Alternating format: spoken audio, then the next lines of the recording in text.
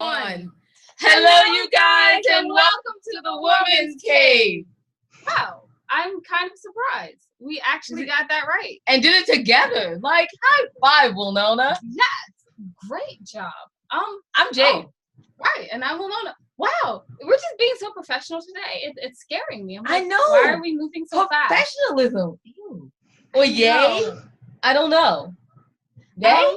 I'm gonna go with no. No? Okay, so. I look this cute for a reason. I don't have to be professional. Hey, anyone who objects, I don't want to hear about it. Oh, no, but you have remnants, though. Yeah, I was really drinking coffee. It was so good. It was like 16 ounces of wonderfulness. And, you know, right before this, we were talking about, like, how much coffee she needs to stop drinking. Wow. Okay. If I stop drinking coffee, she's a beast. I am so not a nice person. Nobody wants to be near me. But anyway, no one's here to hear about me and my life. Like, we are going to talk about our books. Oh, I just want to say, I run a rebut. And someone does want to be. That's why you're married, sweetheart. See, he has to be. So that'll work. No, he would feed my coffee addiction. He'd be like, I can't do it. No caffeine was joy. I can't do it. She is right. Proceed to list the adjectives. Oh, yeah. So we are the co-authors, co-founders, and everything. And we wrote these books with 11 wonderful, beautiful, everything ladies, just gorgeous. Are you shortcutting that thing today? I am. Well, you know, I had 16 ounces of wonderful coffee, so you know I'm probably a little like, ah! All right, anyway. What books did we write? And I thought divorce was bad with other life lessons. And I thought being grown up was easy. And I thought I could juggle it all, which is not stop. Yay! For the first time! Good job, people. Buy up. Thank you. And I thought I did my journey alone, and I thought I had it all figured out. Episode 1, season 1? Yes, season 1, episode 1. So Hollywood, look at this face. It's adorable. And then think about how wonderful it would be to have a pretty writer with a great pilot episode. Just hire the actors and have them read the line. Don't change a darn thing. Stop it! Oh my goodness. What? My narcissism took over. Wow. Okay, so all of that. Oh, and the CD, which is very authentic because everything we do is very authentic. Okay. Anyway. Where can you find it? Everything on Amazon.com, BarnesandNobles.com, not the CD though. And andwethought.com. You guys, if you go to our website, please take a moment. Go to our media page. No, also, no, really. Please take no narcissism. Ow! Did you just hear me on top of my head with my old book? Okay. Go to the ladies page, go all the way down to the bottom, and check out the charities that we support, you guys. I mean, it's so important to give back. So if you guys can, please support them. Powerful Beginnings, amazing. It's amazing work with ladies that survive domestic abuse, and you know we're totally behind that 110%. And now that we've done the nice, kind-hearted thing, hey, narcissism time. We have our own TV show. On Amazon, Just Writing Life. Amazon, Just Writing, WRITIN, Life. Watch it. And we also are on episode 2 to 4. Yeah, 2 to 4. Don't go to 3. Go to 3. 3's better. 3 is better. But anyway, you also see us you can also see us on Channel 18 Sacramento, but you are not here to hear about us. And you know this because the never say so. Analytics say so. So we can welcome our wonderful guest. Would you please introduce yourself? Hello, I'm John. Yeah, thank you. I'm John Hope, a writer of children's and middle grade fiction, as well as a bunch of short stories. And I'm honored to be on this video. Oh, he's so nice. Did she not tell you we have our own Roku TV channel? So, you know, you're on digital TV too. Yes, wow. I am. Wow, it is big today, the narcissism. But I have a question. So one of your latest books, you have wonderful children's books, by the way, but one of your latest books deals with a deaf child. How did you come up with that idea? Well, I was trying to think of the craziest story premise I could ever think of.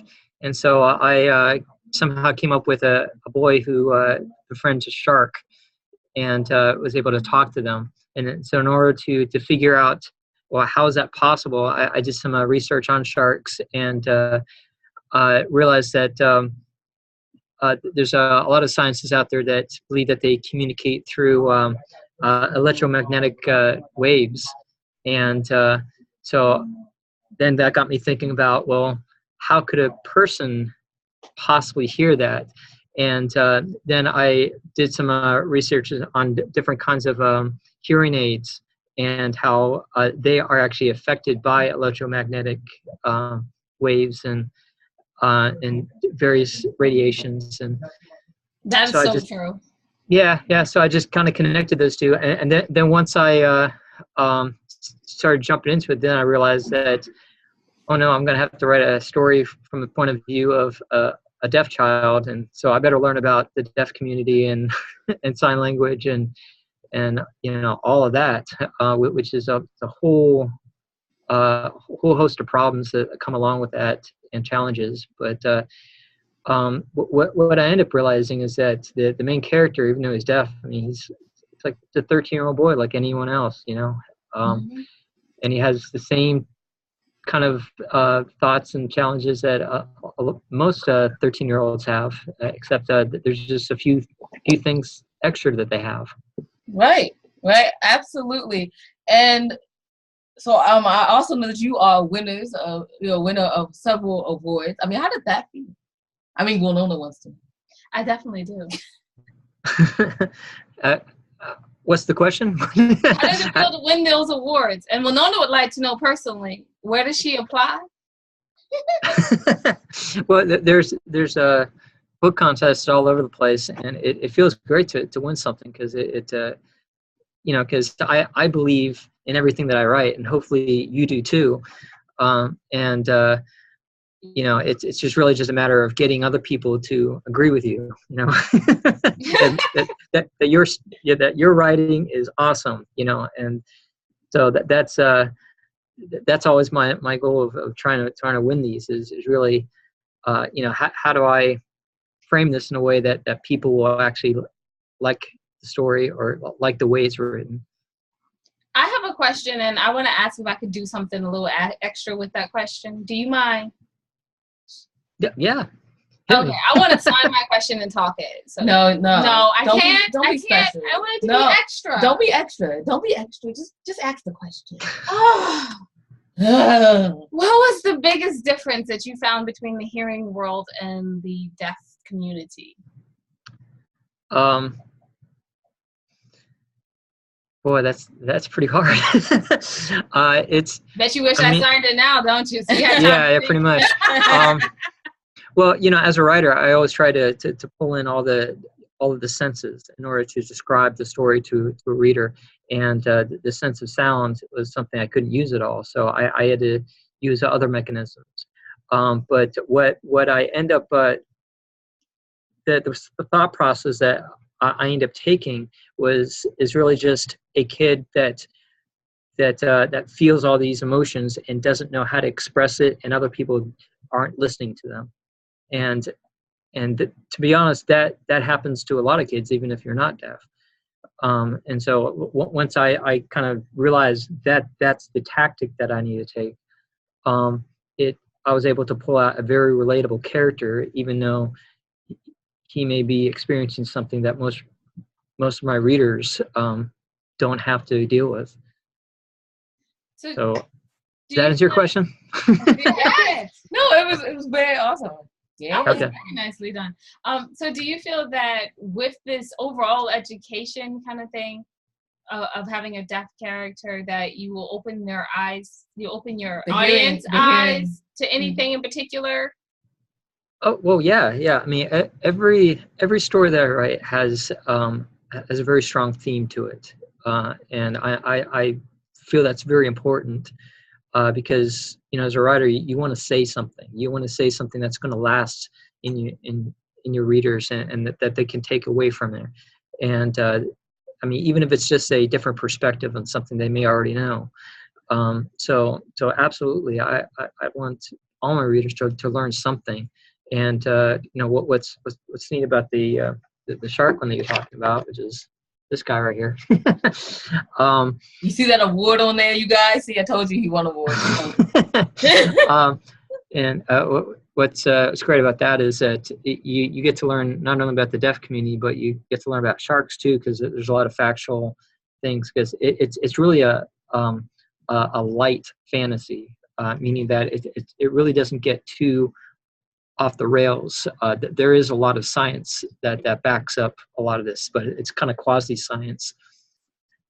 So you do end up learning some stuff. And in fact, my wife's a teacher, and I'm always trying to structure things in a way that teachers would like. And so in the back of my book, I actually have a bunch of shark facts that talks about each of the various characters in the books, and that there's a number of characters that are sharks, and it tells the reader like some information about them and how they relate to the story, and even some things that they can do if they're interested in the sharks. Like walk along the beach and look for shark teeth. I mean, just simple things. But anything that would really inspire a kid to go out and learn something.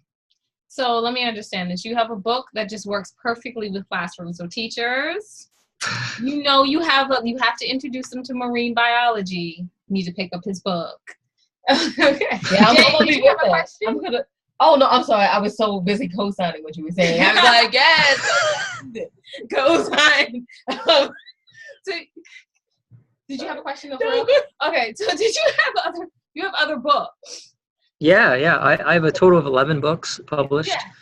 Yeah. So I have ones that are for like children's picture books, to other ones more serious nature. This one centers on racism in a small southern town. And the title of that book is no good, you guys. It's very yeah, I know. It's no good. And then I have like other series that are more fun and adventurous. But in each one of them, that you learn something deep and meaningful. This one actually centers on child abuse, which is a pretty serious subject, and pretty creepy face too.